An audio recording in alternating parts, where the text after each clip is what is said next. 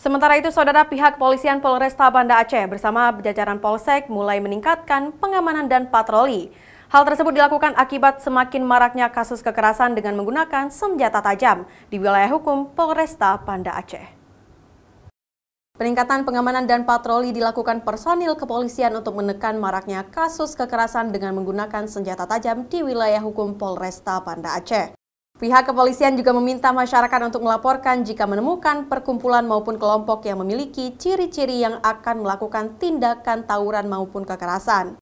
Apalagi beberapa kasus kekerasan di kota Banda Aceh dilakukan oleh sejumlah kelompok geng motor. Terus meningkatkan patroli malam sudah ditentukan di setiap titik, di setiap jam, di setiap wilayah polsek, ya, dan kami di Satreskrim pun juga ada tim Rimung yang on call setiap malam.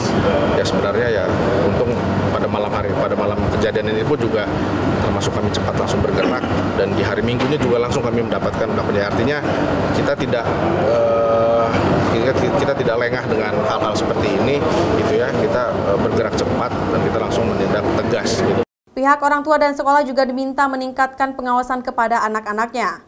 Sejumlah pelaku yang diamankan di Polresta Banda Aceh, sebagian dari mereka masih berusia di bawah umur. Syahril, Kompas TV, Banda Aceh.